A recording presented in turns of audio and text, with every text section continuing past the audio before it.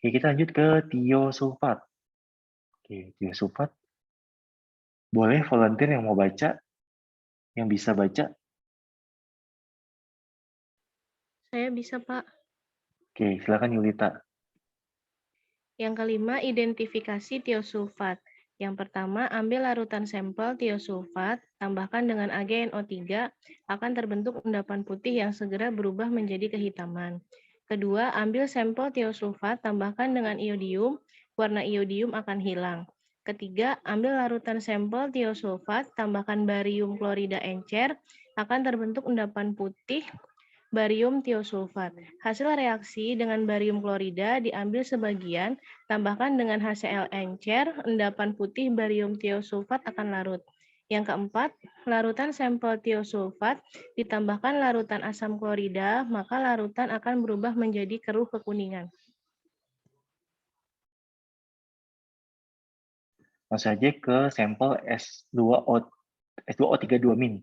Jadi yang pertama sampel tambah AgNO3 membentuk endapan putih abu-abu, lalu ditambahkan air dan dia membentuk hitam abu-abu plus H2SO4. Berubah menjadi kehitaman, oke. Yang kedua adalah sampel ditambah iod untuk NaI dan Na2S4O6, yaitu iod menjadi hilang, jadi warnanya hilang. Ya, warna iodiumnya akan hilang. Lalu yang ketiga adalah sampel ditambah BaCl2, terbentuk endapan BaSO3, endapan putih. Nah, endapan ini kalian tambahkan dengan HCl. Lalu tambahkan HCl encer, maka endapan barium tiosulfat tidak larut. Nah, ini dia tetap membentuk endapan. Lalu yang keempat adalah sampel ditambah HCl, maka larutan berubah menjadi keruh kekuningan. Nah, jadi di sini sampel ditambah HCl terbentuk larutan menjadi warna keruh kekuningan. Lanjut ke sampel anion SO4 2-min. Silakan dilanjut Yulita. Yang keenam, identifikasi SO4 2-min. Ambil sejumlah larutan sampel kurang lebih 2 mili, tambahkan dengan larutan barium klorida yang akan membentuk endapan putih dari barium sulfat. Hasil endapan barium sulfat kemudian pindahkan sebagian ke dalam tabung reaksi lain dan tambahkan dengan HCl, endapan barium sulfat tidak akan larut. Ambil larutan sampel kurang lebih 2 mili, tambahkan dengan Pb asetat, akan terbentuk endapan putih. Hasil reaksi ini kemudian tambahkan dengan larutan amonia atau natrium asetat, maka endapan akan larut. Oke, yang berikutnya adalah sampel anion SO4 2-min. Jadi, sampelnya adalah asam sulfat ditambah BaCl2, terbentuk endapan putih BaSO4, lalu tambahkan HCl berlebih, dia tidak larut, tetap membentuk endapan putih. Yang kedua adalah sampel ditambah Pb asetat, terbentuk PbSO4 endapan putih, lalu ditambahkan dengan amonia atau natrium asetat yang berlebih. Endapan akan larut membentuk Pb asetat 2 kali plus N4 2 kali SO4. Oke, kita lanjut ke NO3-min. Oke, Yulita, boleh dilanjut yuk. Ya, Pak. Yang ketujuh, identifikasi NO3-min. Ambil larutan sampel NO3-min, kemudian tambahkan dengan sedikit serbuk ferrosulfat, kemudian hati-hati ditambah asam sulfat pekat. Pada bidang batas akan terbentuk cincin warna coklat. Lalu ambil larutan sampel NO3-min, tambahkan dengan larutan difenilamin, akan terbentuk warna biru.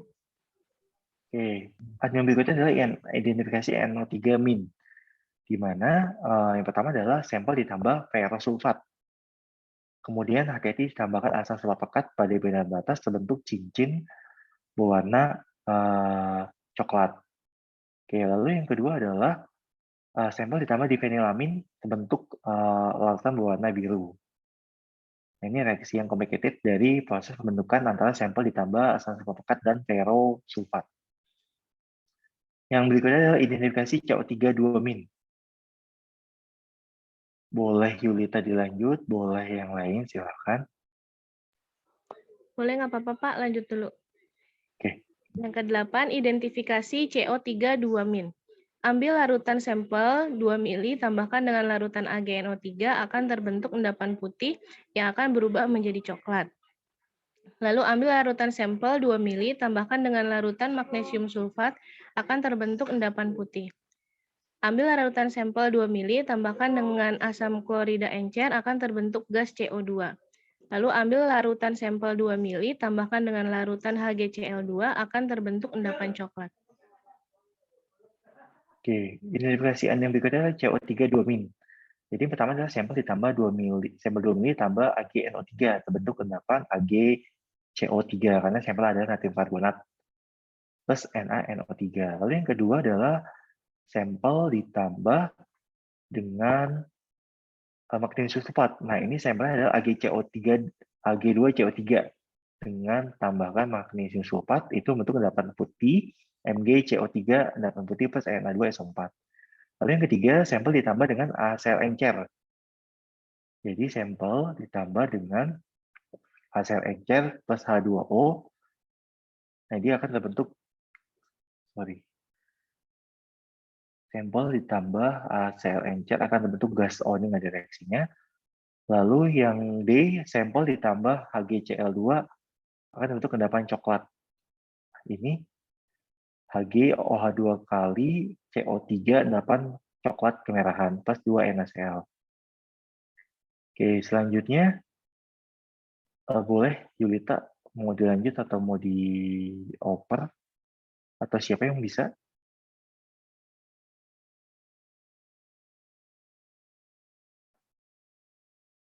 Silakan yang mau gantiin Yulita. Aku bisa, Pak. Oke, silakan Septia Wafa. Yang nomor 9 kan ya, Pak? Ya. Identifikasi PO42. Yang pertama itu ambil larutan sampel, tambahkan 2 mili, tambahkan dengan larutan AgNO3 akan terbentuk endapan berwarna kuning.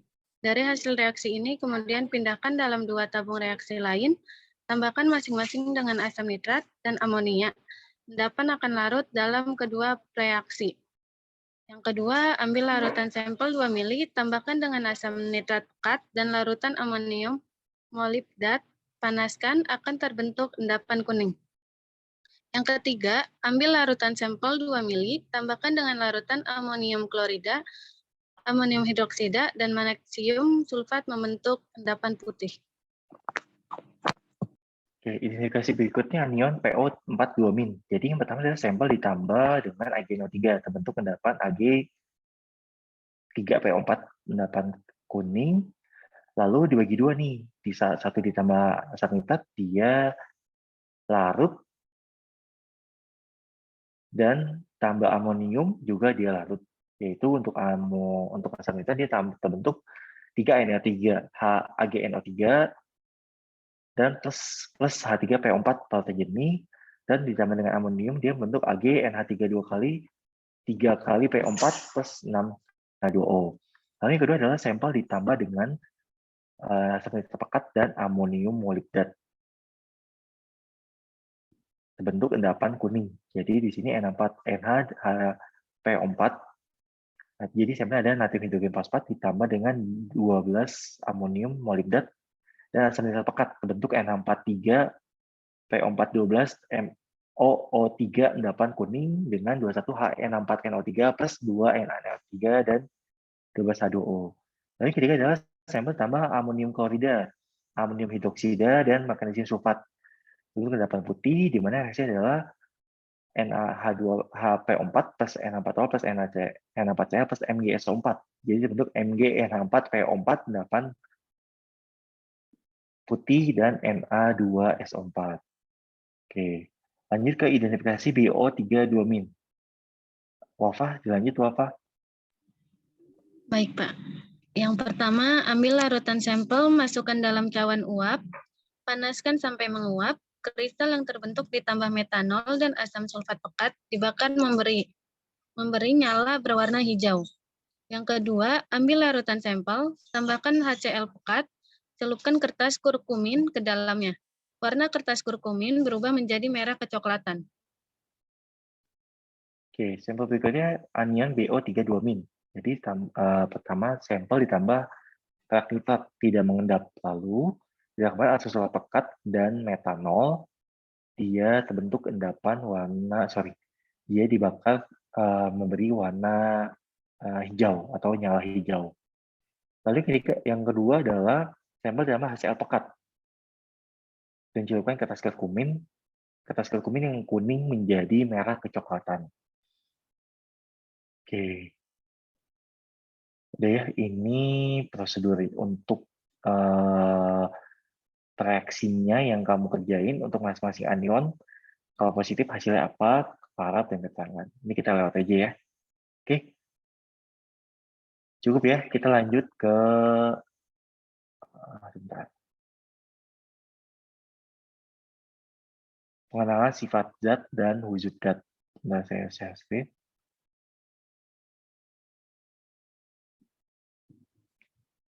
Oke, sudah muncul. Selanjutnya adalah percobaan 15, pengenalan sifat dan wujud zat. Ini tujuan untuk mempelajari sifat dan wujud zat. Oke. Wafa dibaca boleh, Wafa?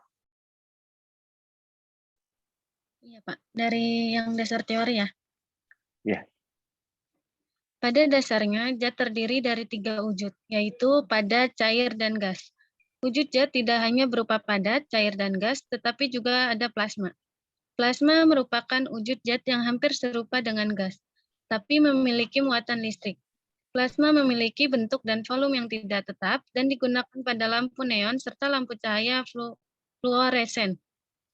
Zat padat memiliki bentuk padat apabila atom atau molekul-molekul penyusunnya tersusun dengan rapat dan teratur. Gaya antar molekul relatif kuat sehingga partikel tidak dapat bergerak bebas dan hanya mampu mengalami vibrasi. Zat padat yang memiliki struktur partikel yang rapat dan beraturan dapat membentuk suatu kristal. Zat yang berbentuk padat cenderung untuk bersifat stabil dan memiliki berat serta volume yang tetap. Padatan hanya dapat mengalami perubahan bentuk apabila ada gaya atau energi yang diberikan. Sebagai contoh, molekul-molekul air sebagai penyusun es adalah suatu bentuk padatan kristal yang dapat berubah menjadi cair apabila diberikan perlakuan panas dan dapat berbentuk gas apabila panas diberikan hingga mencapai titik uapnya. Ke bawahnya, ya. Bentuk cair akan terjadi apabila suatu zat memiliki ikatan antar molekul yang cenderung lebih longgar, yang memungkinkan partikel untuk bergerak lebih bebas. Zat cair cenderung tidak memiliki bentuk yang spesifik, tetapi memiliki volume yang tetap, apabila suhu dan tekanan yang diberikan konstan. Padatan dapat berubah menjadi cair apabila melampaui titik leleh partikelnya. Sebaliknya, cairan juga dapat berbentuk gas apabila diberikan perlakuan pemanasan dengan kondisi tekanan tertentu.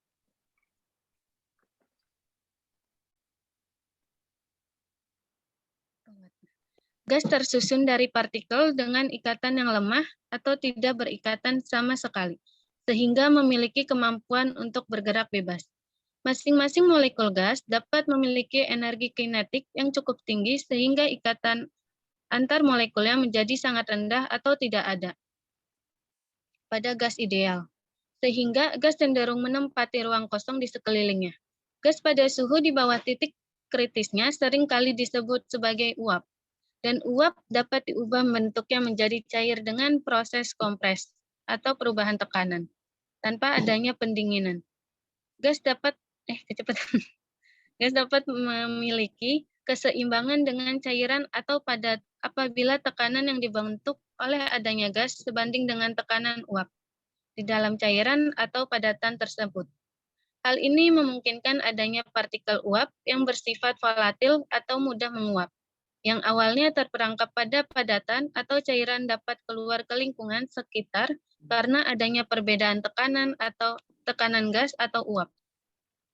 Plasma adalah keadaan dasar terakhir dari materi. Tidak seperti 3 wujud sebelumnya, plasma tidak ada dalam kondisi normal. Plasma dihasilkan ketika gas dipanaskan hingga suhu ekstrim atau ada perbedaan tegangan tinggi antar dua titik. Dalam kondisi ekstrim seperti itu, elektron dalam atom mendapatkan energi dan berangkat dari atom induk. Elektron yang terpisah ini bergerak bebas ke atas. Hal ini juga dikenal sebagai ionisasi gas. Seperti wujud gas, plasma tidak memiliki bentuk dan volume yang pasti. Plasma seperti logam yaitu dapat menghantarkan listrik dan menghasilkan medan magnet. Oke, nah jadi ini bisa kalian baca sendiri ya teorinya. Oke, kita lanjut ke nih. Boleh di oper Septia Wafa atau mau dilanjut? Dioper dulu aja, Pak. Ada yang beli soalnya. Oke, boleh silakan. Siapa yang bisa? Ada yang bisa baca?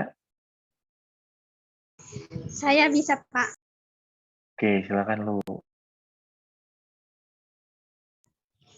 Wujud zat sering disebut. Ini kan ya Pak, wujud zat ini ya. Wujud zat sering disebut fasa. Fasa merupakan suatu komponen homogen dari suatu sistem zat yang seragam dalam komposisi, kimia, dan bentuk fisiknya. Apabila suatu zat hanya terdiri dari gas atau cair ataupun padat, maka zat tersebut memiliki bentuk fisik yang seragam. Suatu zat dapat mengalami perubahan wujud atau peralihan fasa. Peralihan fasa merupakan proses perubahan bentuk atau wujud suatu zat menjadi bentuk atau wujud lain yang disebabkan adanya pelepasan atau penambahan energi atau kalor. Peralihan fasa menyebabkan terjadinya perubahan bentuk fisik, tetapi komposisi kimianya tetap seperti wujud, warna, kelarutan, daya hantar listrik, kemagnetan, titik lembur, dan titik didih. Misalnya, peralihan fasa gas ke cair, cair ke padat,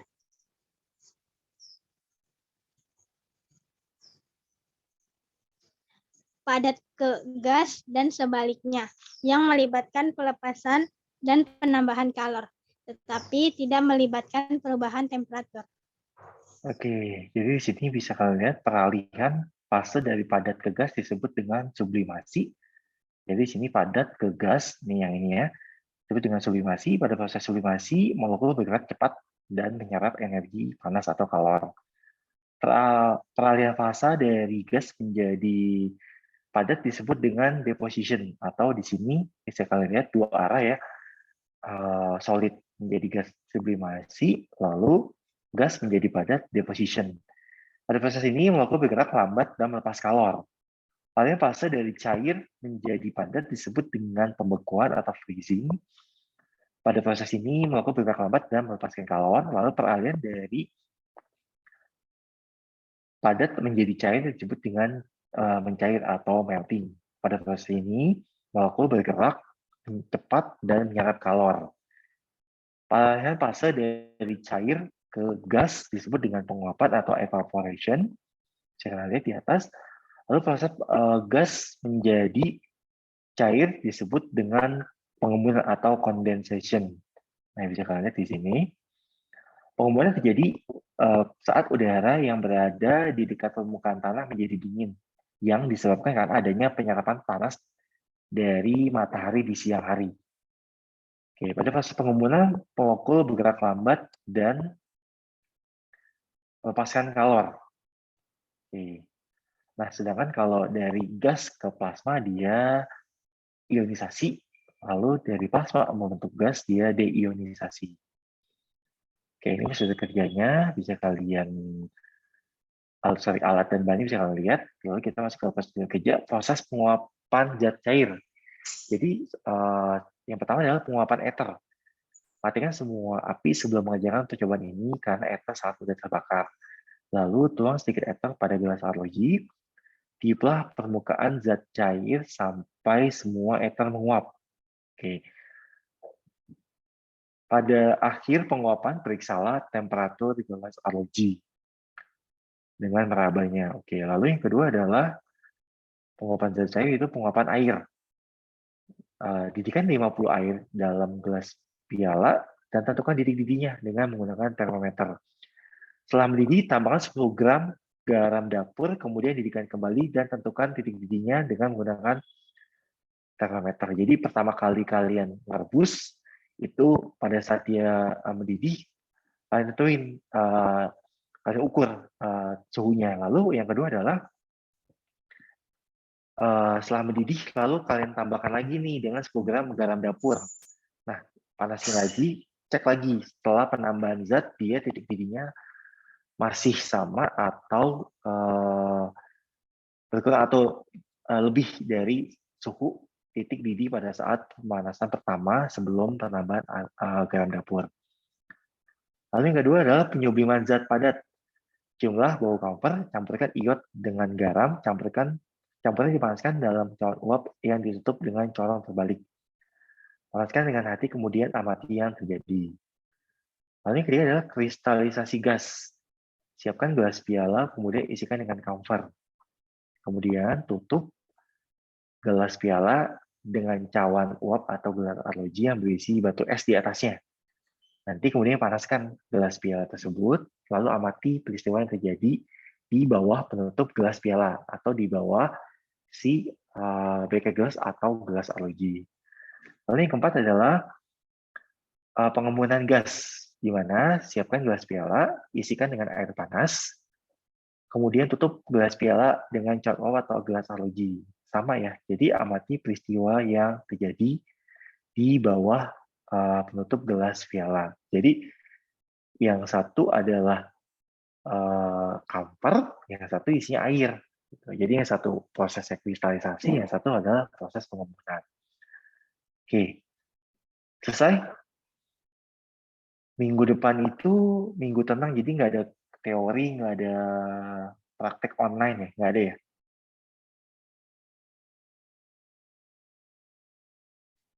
Iya Pak, Oh, libur Pak. libur banget gitu, Sel. Nggak ada kegiatan sama sekali.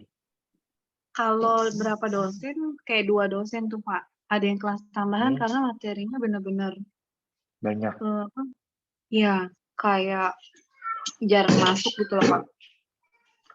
Oh, saya nggak jarang masuk kan, Sel. Enggak sih, Bapak rajin ya. Nah, jadi gini aja. Ini untuk info ke kalian sendiri sih. Jadi sebenarnya ini bukan tugas, gitu ya. Tapi maksudnya adalah coba dari yang tadi di anion dan percobaan tentang pengenalan sifat dan wujud zat, coba kalian cari itu masing-masing link YouTube-nya, kalian lihat secara visual sebenarnya yang mana sih yang namanya si anion, misalnya contoh anion imin atau anion CL- yang bereaksi dengan AgNO3 dibentuk endapan putih, lalu ditambahkan asam nitrat dan dia tidak larut, lalu ditambahkan amonium encer dia jadi larut gitu. Jadi link-link YouTube itu untuk setiap prosedur kerja, baik itu anion maupun pengenalan sifat dan wujud zat, coba kalian cari,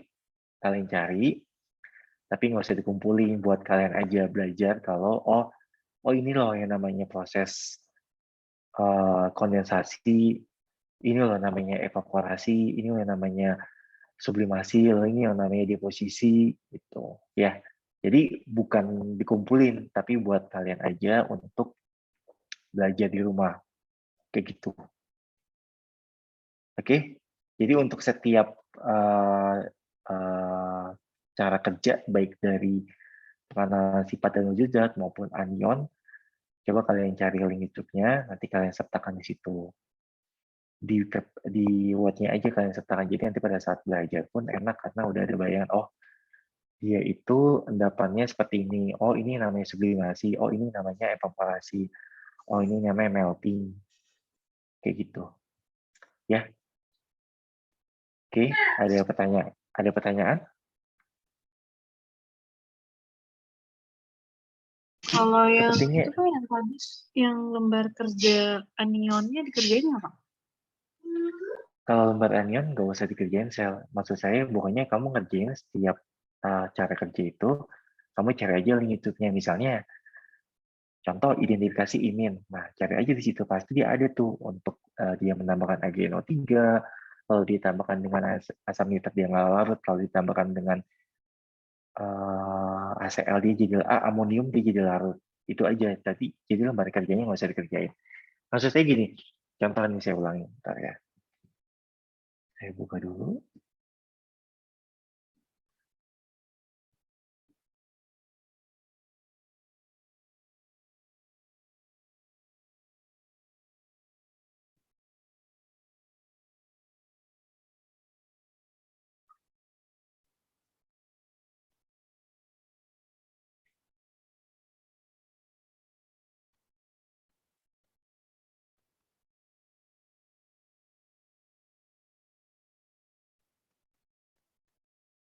Nih, contohnya identifikasi C-alamin. Coba kalian cari link YouTube-nya. Bagaimana caranya mengidentifikasi C-alamin atau misalnya kalau di sini sampelnya adalah bagaimana mengidentifikasi NaCl gitu. Kalian taruh aja di sini link YouTube-nya buat kalian belajar. Jadi biar tahu untuk tahu nih, oh si NaCl plus AgNO3 dia untuk endapan putih AgCl kayak gitu. Jadi nggak usah dikerjain di sel ininya. Cuma link-linknya aja kamu tampilin di samping sini, di sini gitu. Jadi kalau di sini kan kayak kemarin dong ngerjain warnanya gitu kan di capture gitu, nggak usah. Ini aja link-link YouTube-nya kalian tampilin di sini, baik ini anion maupun yang tadi pengenalan wujud dan sifat zat, yaitu dia contoh dari proses sublimasi, contoh dari proses deposisi, contoh dari proses evaporasi, dan contoh dari proses melting kayak gitu. Jadi link-link YouTube-nya aja kalian taruh di sininya buat kalian aja, nggak usah dikumpulin karena kan minggu depan minggu super tenang kan sel gitu ya sel. Iya. Oke, itu aja ya. Ada pertanyaan lagi? Jadi bukan tugas buat kalian aja untuk tambahan informasi untuk tiap-tiap reaksi anion maupun cara kerja dari proses perubahan wujud dan sifat zat kayak gitu. Oke, ada pertanyaan lagi? Cukup ya? Cukup sel? Cukup, Pak.